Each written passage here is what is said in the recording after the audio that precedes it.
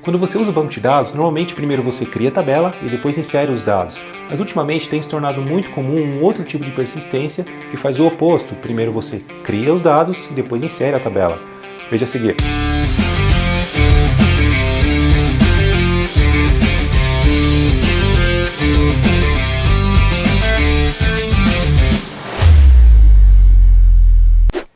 Olá, Fernando Melo aqui, esse é o Universo dos Dados e nesse canal eu busco compartilhar o máximo possível de informações dentro de um tema que eu chamo de Database Developer, que é desenvolvimento de código que envolve de alguma forma a arquitetura de dados e bancos de dados. Se você é novo no canal e se interessa por esse assunto, se inscreva.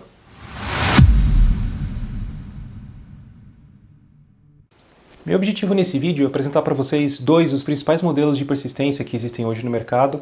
O primeiro deles é o relacional, que existe há pelo menos 40 anos, e o segundo é um modelo de documentos, especialmente o modelo JSON, o modelo de documentos JSON. Nós temos também o XML, mas o JSON está muito mais em ascensão aí ultimamente.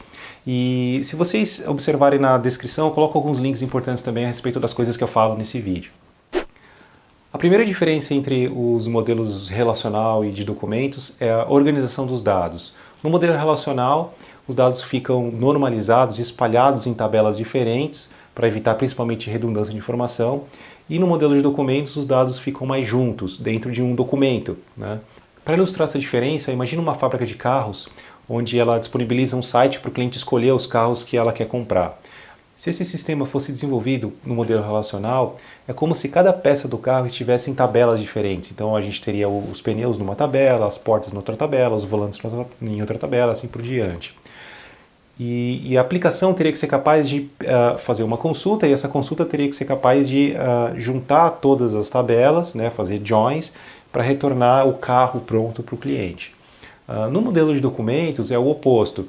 As informações, em vez de estarem dispersas, elas estariam juntas no mesmo documento. Então, assim que o cliente pede um carro, o carro já retorna para ele. A segunda diferença entre os dois modelos é em relação ao esquema. No modelo relacional, a gente costuma dizer que ele é schema-full ou schema-on-write. Isso significa que primeiro você tem que criar a tabela com o nome das colunas, os data types, as constraints, null, not null, relacionamento, chave primária, assim por diante. E só depois você insere os dados. E quando você faz isso, né, você insere os dados e os dados eles têm que estar íntegros, de acordo com as regras que você especificou na criação da tabela. Então, se você insere, por exemplo, uma string com 20 caracteres e a coluna permite 10, vai dar erro.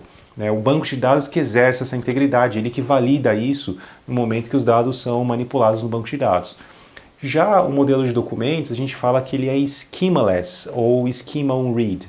Isso significa que quem define essas integridades, quem exerce essas integridades é o desenvolvedor e não o banco de dados. Temos um objeto que nós chamamos de collection, que é uma coleção de documentos, e o documento tem a sua estrutura. O desenvolvedor que define que estrutura é essa, não é o banco de dados. Essa é uma das grandes diferenças entre os dois modelos, né? O banco de dados relacional é schema full e o banco de dados de documentos é schema less. Um ponto importante é que a gente costuma falar que o banco de dados de documentos ele é schemaless, como se fosse extremamente flexível, como se não houvesse nenhum esforço para fazer mudanças, enfim.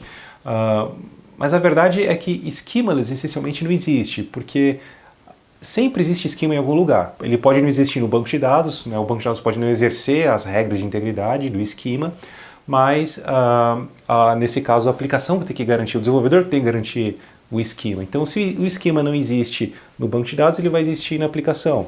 Então, schemaless simplesmente significa que o banco de dados não exerce as integridades, mas o esquema existe sim, só que ele não existe no banco de dados, ele existe no código da aplicação. A terceira característica que diferencia os dois tipos de persistência é em relação à mudança de estrutura, né? Mudança de estrutura de tabela. No modelo de documentos, você precisa apenas mudar a aplicação, porque não tem esquema no banco, então você muda a aplicação, você coloca um atributo a mais, por exemplo, e esse atributo novo já vai entrar naturalmente no documento JSON. No caso do banco relacional, uma mudança na aplicação exige que você altere o código da aplicação, assim como é feito no modelo de documento, mas também altere o banco de dados. São duas alterações que têm que ser feitas, né? Incluir uma coluna na tabela, por exemplo, e também incluir essa informação adicional na aplicação. Então, as mudanças são um pouco mais complexas no modelo relacional, né, que exige que não só se altere a aplicação, mas também se altere o banco de dados. E, geralmente isso gera indisponibilidade, porque para alterar uma tabela você tem que parar todas as transações que ocorrem nessa tabela. Algumas tecnologias de banco de dados permitem que você faça isso online. De qualquer forma, o esforço é maior, o esforço de alteração de estrutura é maior no relacional comparado com o modelo de documentos. A quarta característica que diferencia os dois modelos são os relacionamentos. No modelo relacional, nós temos a chave estrangeira, as chaves primárias, né? Os dados estão todos espalhados entre as tabelas e a gente usa os relacionamentos para que a gente possa compor informação, né? A gente possa desnormalizar a informação e retornar para a aplicação. No modelo de documentos, a ideia, o propósito é que todas as informações relacionadas estejam dentro do mesmo documento, estejam autocontidos no documento, né? Porém, é possível, primeiramente, embutir documentos diferentes dentro de um só, né, para que um documento maior, assim, quando você precisa daquela informação, todos os documentos dependentes também eles vão junto. Porém, também é possível relacionar documentos diferentes, né? Então a gente consegue fazer relacionamento entre documentos, assim como a gente faz relacionamento entre tabelas no banco de dados. Relacionar documentos no banco de documentos eu vejo como uma feature ou um acessório, alguma característica que você pode usar pontualmente, mas não como uma prática de modelagem em banco de documentos.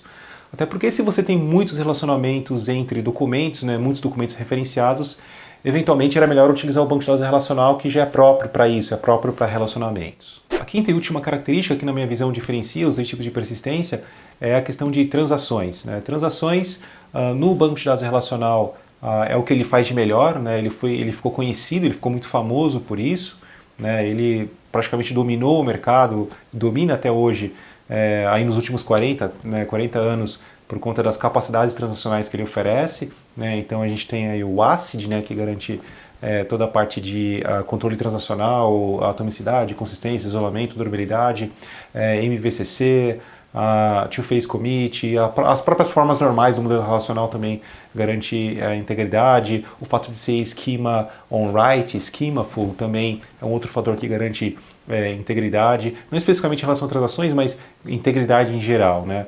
Já os modelos de documento, eles têm aos poucos as tecnologias que são puramente de documentos, vêm incorporando algumas capacidades de integridade, como suporte a ACID, por exemplo, na questão de transações, mas a maioria dos bancos de dados de documentos hoje não suportam ACID, por exemplo, que é o fundamental para garantir controle de concorrência, controle transacional aí dentro de um banco de dados. Aos poucos eles vêm incorporando essas características.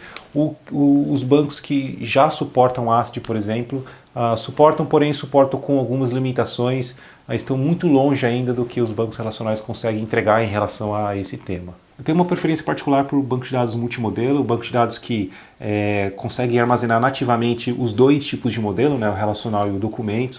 Eles são, na minha visão, melhores do que os bancos que só fazem um modelo, né, só documentos ou só relacional, né, porque no final do dia você pode acabar precisando dos benefícios dos dois tipos de modelo, né, e o banco multimodelo propicia essas características, né, dos dois tipos de persistência, e aí você pode não ficar muito à mercê de mudanças de requisitos ou ter que ficar usando várias tecnologias diferentes para uma mesma aplicação.